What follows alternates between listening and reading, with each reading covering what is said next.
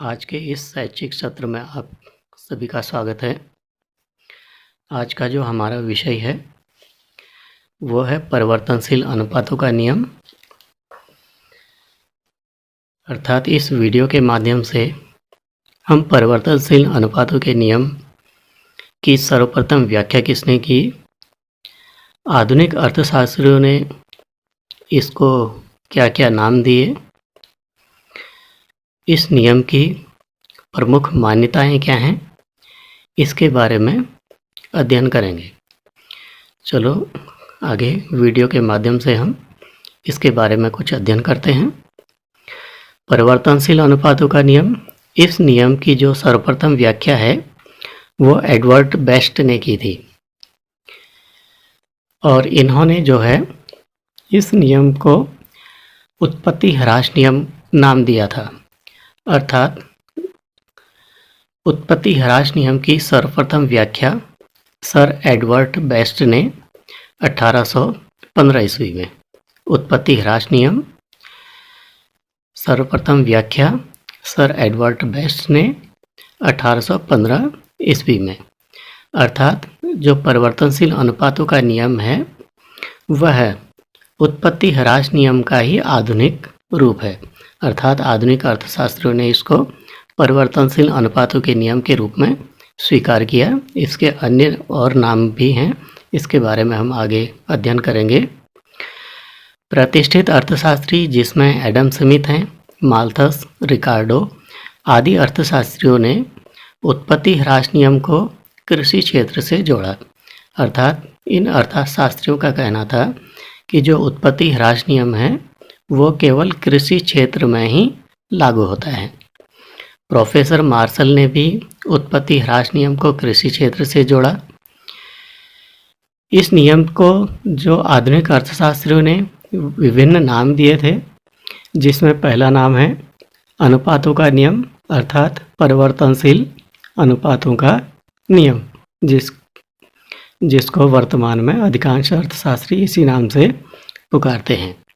इसके अलावा प्रतिफल का नियम या उत्पत्ति का नियम, प्रतिफल अर्थात हमने जो कार्य किया है उसके बदले में हमें क्या फल मिला है, वो प्रतिफल अर्थात उत्पत्ति का नियम, प्रतिफल का नियम या उत्पत्ति का नियम।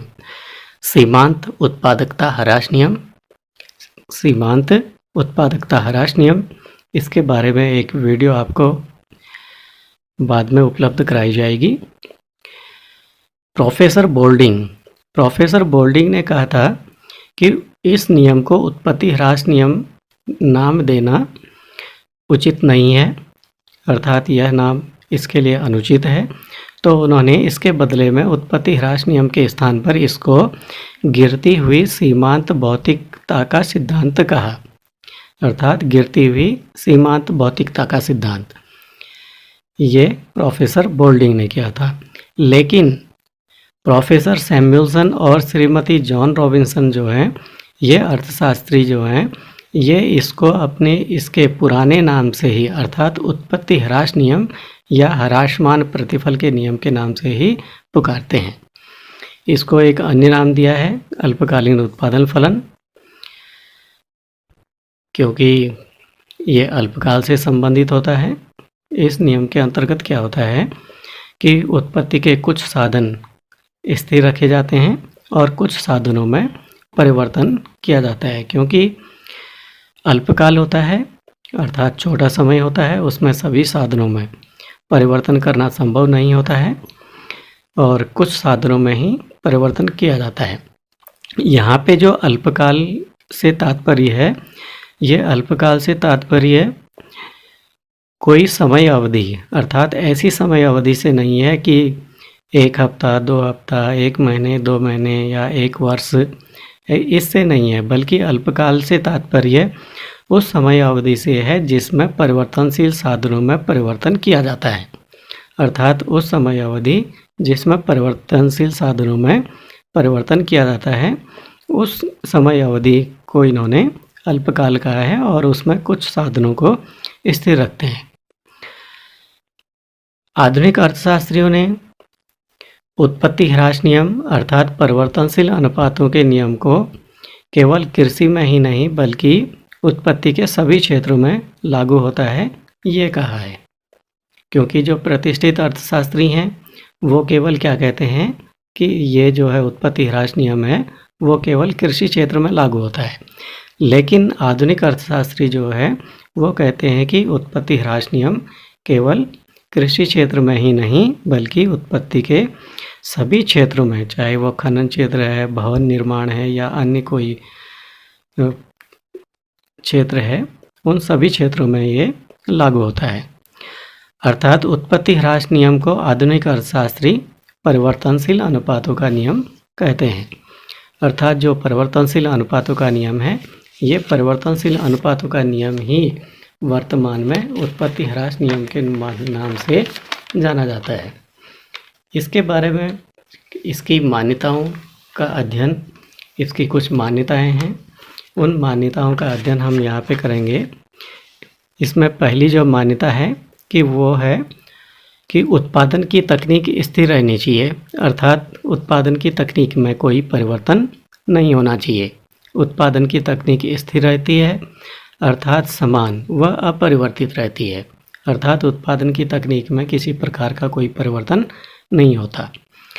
दूसरी मान्यता यह है कि इस नियम का संबंध उत्पादन की मात्रा से है, न कि उत्पादन के मूल्य से। अर्थात कितना उत्पादन किया गया है यह नियम केवल इसको बताता है, अर्थात उस उत्पादन के भौतिक मात्रा को बताता है, ना कि उत्पादन के मूल्य को। उत्पादन के मूल्य, कीमत अर्थात से इसका कोई संबंध नहीं है।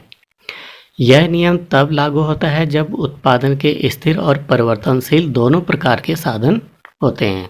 अर्थात इस नियम के अंतर्गत उत्पत्ति ह्रास नियम, जिसको वर्तमान में परिवर्तनशील अनुपातों का नियम कहते हैं, यह नियम तब लागू होता है जब इसमें कुछ साधन स्थिर होते हैं और कुछ साधन परिवर्तनशील होते हैं, तभी यह नियम लागू होता है। और जो स्थिर साधन हैं वो अविभाज्य होते हैं। यह जो मान्यता है, ये मान्यता श्रीमती जॉन रॉबिन्सन ने दी थी। अर्थात इन्होंने कहा था कि उत्पत्ति ह्रास नियम तब लागू होता है जब स्थिर साधन अविभाज्य होते हैं, अर्थात स्थिर साधनों की अविभाज्यता के कारण ही उत्पत्ति ह्रास नियम लागू होता है। और इसकी जो पांचवी मान्यता है वो है परिवर्तनशील साधन विभाजनीय होते हैं, अर्थात जो परिवर्तनशील साधन हैं उनको छोटी छोटी इकाइयों में विभाजित किया जा सकता है। और परिवर्तनशील साधनों की सभी इकाइयां समरूप होती हैं, अर्थात ऐसा नहीं है कि हमने कोई पहले किसी उत्पादन कार्य में कुशल श्रमिकों को लगाया और उसके बाद अकुशल श्रमिकों को लगा दिया, अर्थात अप्रशिक्षित श्रमिकों को लगाया, ऐसा नहीं है। सभी श्रमिक जो हैं वो प्रशिक्षित होंगे या उनकी जो ह्यूमन पावर है वो समान होनी चाहिए। ये अर्थात जो परिवर्तनशील साधन है, चाहे वो पूंजी है या कोई अन्य या कच्चा माल है, ये सभी समरूप होने चाहिए। ऐसा नहीं है कि हमने पहले जो हमने कच्चा माल का प्रयोग किया गया है वो अच्छी गुणवत्ता का हो, लेकिन जो बाद में हमने जो परिवर्तनशील साधन अर्थात कच्चा माल का प्रयोग किया गया है वो उसकी गुणवत्ता अच्छी नहीं हो। तो इसमें यह नियम तभी लागू होता है जब परिवर्तनशील साधन की सभी इकाइयां समरूप होनी चाहिए। श्रीमती जॉन रॉबिन्सन ने उत्पत्ति ह्रास नियम के कारण उत्पादन साधनों के अपूर्ण स्थानापन्नता को माना। अर्थात अपूर्ण स्थानापन्नता का मतलब ये है कि उत्पादन के साधन कि हम एक साधन के स्थान पर दूसरे साधन, जैसे मान लीजिए हम कृषि कार्य कर रहे हैं, कृषि कार्य करने में हमने फावड़े के स्थान पर कसी का प्रयोग किया। अब कसी और फावड़े दोनों एक दूसरे का कार्य कर सकते हैं, लेकिन पूर्ण रूप से स्थानापन्न नहीं कहलाते हैं, क्योंकि कहीं पे अगर मान लीजिए संकरी जगह है तो वहाँ कसी अपना काम कर सकती है, लेकिन फावड़े से वहाँ काम नहीं हो सकता है। इसलिए जो कसी और फावड़े हैं वो अपूर्ण स्थानापन्न हैं। इसलिए श्रीमती जॉन रॉबिन्सन ने कहा है कि उत्पत्ति ह्रास नियम का कारण उत्पादन साधनों के अपूर्ण स्थानापन्नता है। अर्थात जो उत्पत्ति ह्रास नियम लागू होता है वो साधनों के अपूर्ण स्थानापन्नता के कारण लागू होता है। इसकी जो 8वीं मान्यता है, स्थिर और परिवर्तनशील साधनों को किसी भी अनुपात में उपयोग किया जा सकता है। ये महत्वपूर्ण बिंदु है इसका कि स्थिर और परिवर्तनशील साधनों को किसी भी अनुपात में उपयोग किया जा सकता है। अर्थात 1 हेक्टेयर खेत में अगर 5 श्रमिकों को लगाया जाता है, अब इसमें यहाँ पे जो रेशियो हो गया वो 1 और 5 का होगा। अनुपात है यहाँ 1 और 5 का, लेकिन 2 हेक्टेयर खेत में 8 श्रमिकों को भी लगाया जा सकता है। तो यहाँ पे जो अनुपात हो गया 2 और 2 अनुपात 8 हो गया, अर्थात 1 अनुपात 4 का हो गया। और यहाँ पे अनुपात क्या था, 1 अनुपात 5। 1 हेक्टेयर में 5 श्रमिकों को लगा रहे थे, लेकिन यहाँ पे 2 हेक्टेयर में 8 श्रमिकों को लगा रहे हैं। तो इसका अनुपात क्या हो गया, 1 और 4। पहले अनुपात था 1 और 5, अब इसका अनुपात हो गया 1 और 4।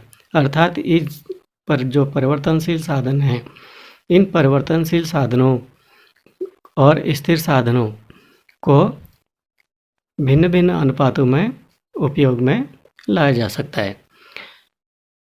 परिवर्तनशील साधनों के नियम के जो अन्य वीडियोज़ हैं वो आपको बाद में उपलब्ध कराए जाएंगे। इस वीडियो में हम इसका इतना ही अध्ययन करेंगे। धन्यवाद।